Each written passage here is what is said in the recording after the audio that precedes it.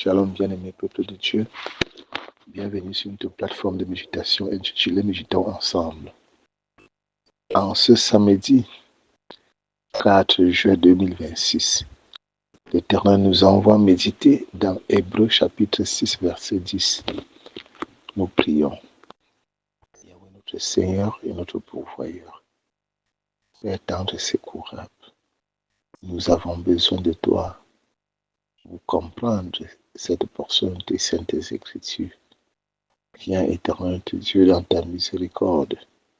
Souviens-toi de tes enfants et repense sur chaque personne, sur le son de ma voix à travers cette méditation, ton esprit de compréhension et de prompte obéissance, afin que ta parole de ce jour trouve un terrain favorable en nos cœurs, pour la gloire de ton Saint-Nom, au nom de Jésus-Christ.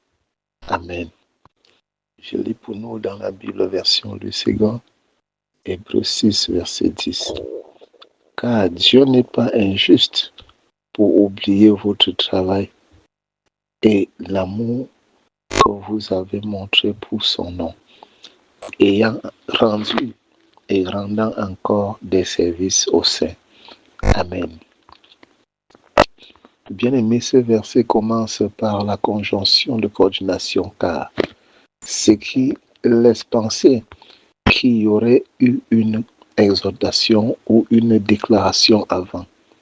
Bien évidemment, dans ce verset, le Seigneur, à travers la bouche de son apôtre, exhorte ses enfants à persévérer dans leurs bonnes œuvres, de ne pas se lasser, de ne pas se décourager pour quelque raison que ce soit, car Dieu voit leurs œuvres, leurs efforts, leurs sacrifices et ne pourra pas les oublier.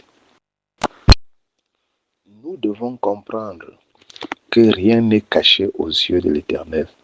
Dieu voit une fourmi noire dans la nuit noire sur une pierre noire. Il voit toutes tes œuvres, bonnes comme mauvaises, et te récompensera selon tes œuvres. Il connaît et voit les difficultés et les obstacles qui sont devant toi et t'exhorte à ne pas te décourager. Ne t'arrête pas, n'abandonne pas au risque de tout perdre, même les récompenses de ce que tu as déjà œuvré. Car il est impossible que ceux qui ont été une fois éclairés, qui ont goûté le don céleste, qui ont eu part au Saint-Esprit, qui ont goûté la bonne parole de Dieu et les puissances du siècle à venir et qui sont tombés, soient encore pour renouveler et amener à la repentance, puisqu'ils crucifient pour leur part le Fils de Dieu et l'expose à l'ignominie. Confère Hébreux 6, versets 4 à 6. Mon frère, ma sœur, que l'ingratitude de ceux à travers qui tu œuvres pour la gloire de Dieu, ou bien la méchanceté des hommes, ne te fasse pas te décourager jusqu'à abandonner l'œuvre à laquelle Dieu t'a appelé.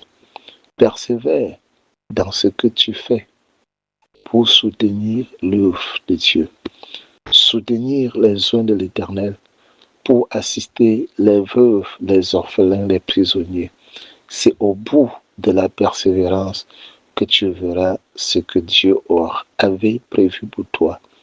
La foi que tu as là, garde-la jalousement.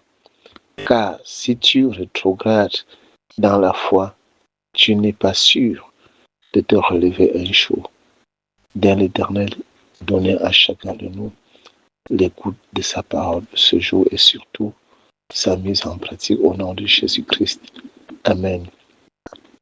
Bien-aimé, si c'est la première fois que tu nous rejoins sur cette plateforme de méditation, n'oublie pas de liker et partager notre méditation afin que l'Éternel par toi puisse toucher un grand nombre de personnes pour le salut de leurs âmes. Au nom de Jésus-Christ. Sur ce, disons à demain pour une nouvelle méditation par la grâce de Dieu, au nom puissant de Jésus-Christ. Shalom.